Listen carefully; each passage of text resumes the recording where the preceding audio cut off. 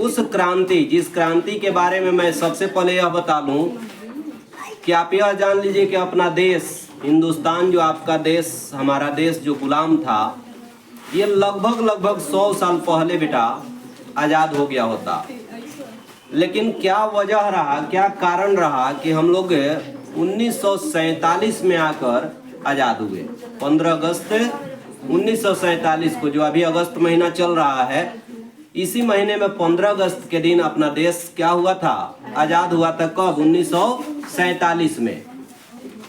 यह आज़ादी हमें मिल जानी थी बेटे 1857 को। कब? 1857 को ही। 31 मई 1857 को हम लोगों का देश आज़ाद हो गया होता। लेकिन अब सवाल यह आता है कि पुनः हम लोग 1947 तक क्यों गुलामी को झेले। तो इसके पीछे कारण है, एक क्रांति है जिसको अपने देश की प्रथम स्वतंत्रता संग्राम का नाम दिया जाता है। यानी अपना देश जो है 1857 में जबरदस्त एक क्रांति किया इस देश को आज़ाद करने के लिए। लेकिन हमारी उस समय की क्रांति असफल रही।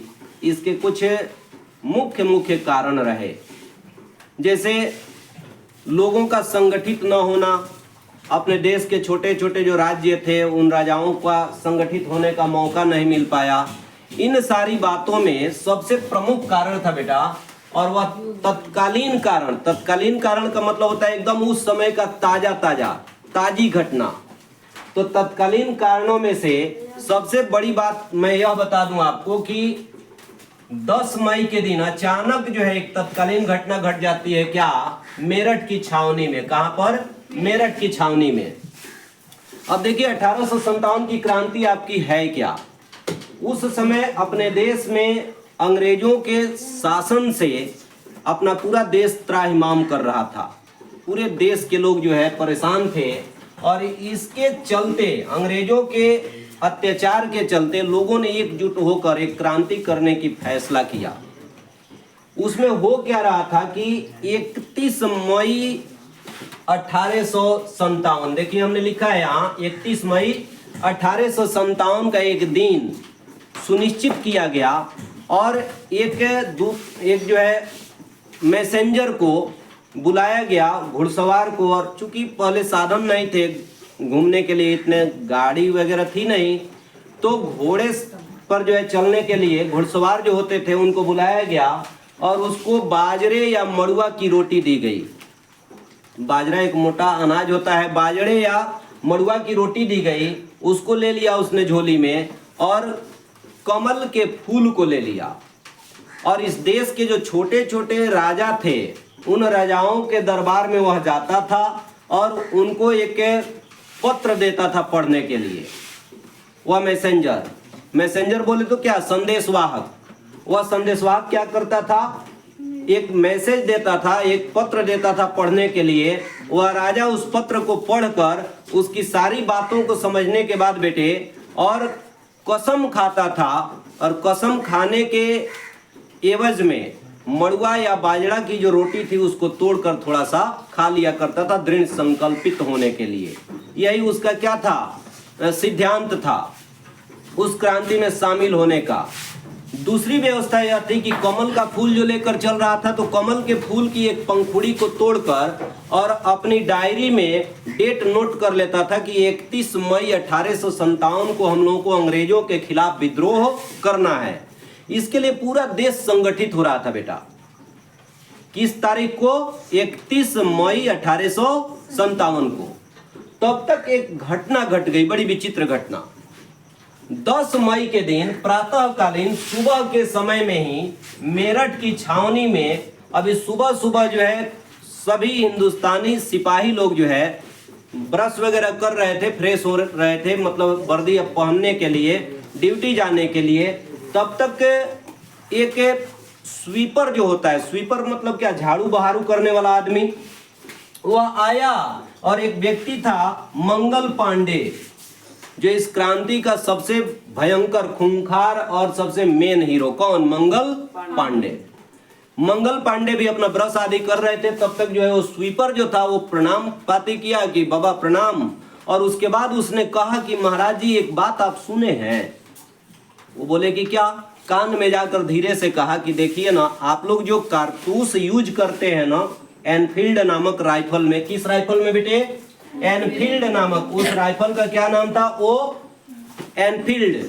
उस एनफील्ड नामक राइफल में जो कारतूस आप लोग यूज करते हैं, कारतूस बोले तो गोली, कारतूस बोले तो गोली, उस कारतूस को दांत से जो आप लोग छीलते हैं उसमें यूज करने से पहले, जानते हैं बाबा उसमें जो है गाय और सुअर की चर्बी मिला दिया है अंग्रेज सब।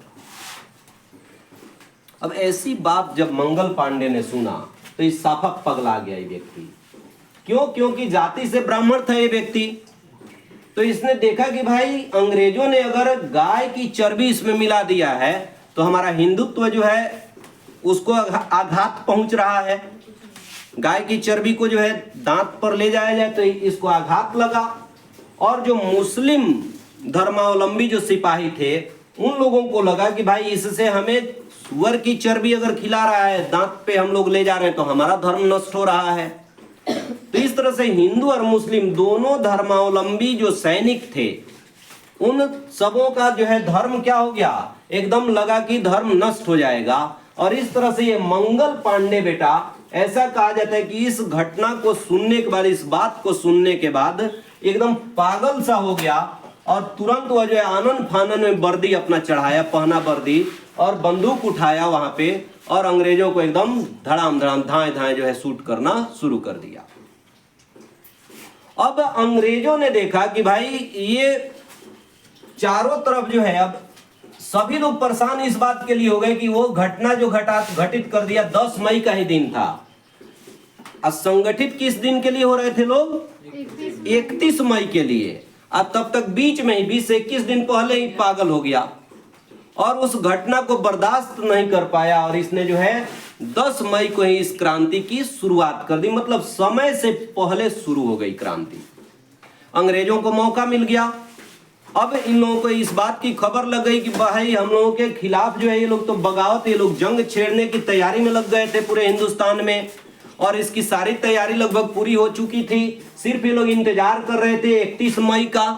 लेकिन तब तक जो है ये गाय और सुअर की चर्बी वाली घटना जो है घटित हुई और मंगल पांडे जो है उसमें विक्षिप्त हुआ, एकदम जो है अपना आपा खो दिया। और इस तरह से 10 मई को ही उसने इस क्रांति को क्या कर दिया? उसकी शुरुआत कर दिया। अंग्रेजों को मौका मिला, इस क्रांति को बड़ी बर्बरता के साथ उसको क्या किया गया? दबा दिया गया, कुचल दिया गया। यही वजह रहा बेटा कि एनफील्ड नामक राइफल में जो कारतूस भरा जा रहा था उसमें गाय और सुअर की चर्बी मिला दी गई थी अंग्रेजों के द्वारा, जिसके चलते मंगल पांडे ने 10 मई को ही अपना आपा खो दिया और इस क्रांति की शुरुआत कर दी। और इस तरह से इस क्रांति को अंग्रेजों द्वारा दबा दिया गया। वरना हम लोग जो है थोड़ा सा इंतजार कर लिया होता, थोड़ी प्रतीक्षा अगर कर लिया होता, मंगल पांडे 31 मई तक ये बर्दाश्त कर लिया होता तो पूरा देश अपना संगठित हो चुका था। लगभग 1857 में ही हम लोग क्या हो गए होते? आजाद हो गए होते। तो इस तरह से आपने क्या देखा? 1857 की एक महत्वपूर्ण क्रांति, जिस क्रांति ने अपने देश को पुनः एक बार जो है लगभग 100 साल की गुलामी की तरफ ढकेल दिया।